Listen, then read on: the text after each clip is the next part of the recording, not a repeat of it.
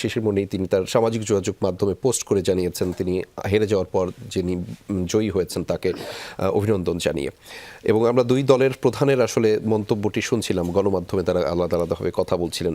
আসলেই কি এই সৌন্দর্য, এই সংস্কৃতি, এই চর্চাটা করাটা কঠিন যারাই পরাজিত হোক কিংবা জয়ী হোক?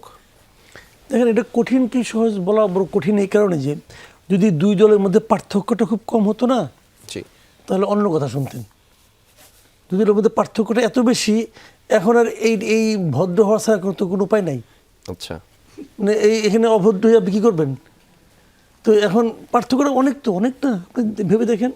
কিন্তু আমাদের আসলে কালচারটা বড় কঠিন, বুঝছেন? আমাদের এই কালচারে আমরা দেখেন 91 আমার জীবনে দেখা সেরা নির্বাচন হয়েছে 91-এ, কিন্তু ওটা তো শেখ হাসিনা পছন্দ হয় নাই। উনি বলছেন ওটা সূক্ষ্ম কারচুপি হয়েছে। মানে সূক্ষ্ম কারচুপি হয়েছে বলার মাধ্যমে উনি কিন্তু কেবল যারা নির্বাচনটা পরিচালনা করছেন তাদেরকেই কিন্তু মানে তাদের প্রতি উনি অনাস্থা জ্ঞাপন করেন নাই। যারা ভোট দিয়েছেন তাদেরকে উনি অসম্মান করেছেন কিন্তু আসলে অন্যভাবে দেখলে পরে। তো 96 খালেদা জিয়া বলছে স্থূল কারচুপি হয়েছে। তো আমাদের এখানে নির্বাচনের পরাজয় মেনে নেওয়ার ঐতিহ্য এবং সংস্কৃতি খুব কমন না, কাজেই অথচ এটা কমন হতে পারতো। কারণ আনকমন এই যে স্থূল সূক্ষ্ম এগুলি বলে গিয়ে তারা গিয়ে নির্বাচনের ফলকে চেঞ্জ করতে পারছে? পারে নাই। নির্বাচনের ফল কিন্তু চেঞ্জ হয় নাই, মাঝখান দিয়ে তাদের যে মনের যে সংকীর্ণতা এটা প্রকাশিত হয়েছে। ডক্টর কামাল হোসেন হারুন রশিদ মোল্লার কাছে হাইরে বলছে যে আমি পরাজয় স্বীকার করে নিলাম, সে হারুন মোল্লাকে অভিনন্দন জানাইছে। এই অপরাধে তাকে দল ত্যাগ করতেছে কদিন পরে। আমরা তো এগুলো দেখেছি ভাই। তো এখন সবারই জ্ঞান প্রাপ্তি হয়েছে, সবাই আধুনিক জগতের সঙ্গে যোগাযোগ বাড়ছে, কেউ থাইকে আসছে, কেউ মানে অনলাইনে দেখতেছে। এখন ওনারা যদি এটা করেন আমাদের জন্য এটা তো আনন্দের খবর। আমরা এই আনন্দ নিয়মিত পেতে চাই এবং এর প্রভাব অলরেডি শুরু হয়েছে।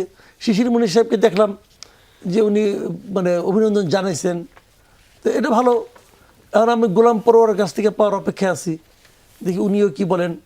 তো এগুলো তো ভালো, মানে আমরা কিন্তু এটা চাই। আমরা মনে করি কি যে আপনি যখন পরাজয়টা স্বীকার করে নেন, এখানে কিন্তু আপনার মনের ঔদার্য আপনি প্রকাশ করলেন না। আপনি যে ভোটার আপনাকে ভোট দিয়েছে আপনি তাকে সম্মান করলেন এবং আপনি নিজের আত্মোপলব্ধি, আপনি যখন বলবেন যে নির্বাচন ঠিক হয় নাই তখন কিন্তু আপনি একটা ভুলের উপরেও কিন্তু ধরে বসে আছেন, গর্তমি করতেছেন। যখনই আপনি স্বীকার করলেন তখনই আপনি উপলব্ধি করবেন তাহলে আমি কেন 2টা ভোট কম পাইলাম, এই ভোটাররা 2জন লোক আমাকে কেন কম পছন্দ করলো। এই যে আপনার চিন্তাটা, যখন এই চিন্তাটা আপনি মনের মধ্যে মানে ধারণ করবেন, লালন করবেন, তখনই আমরা বুঝবো যে আমরা আসলে সামনের দিকে যাচ্ছি। নতুবা নয়, নতুবা আপনি সারাক্ষণ এক জায়গায় স্থির হয়ে আছেন। তো স্থির থাকলে কি হবে? নদী তো চলমান নদীতে হয় আপনাকে সামনের দিকে এগোতে হবে, নয় আপনাকে ডুবে যেতে হবে। এটাই হচ্ছে আমাদের এখানে।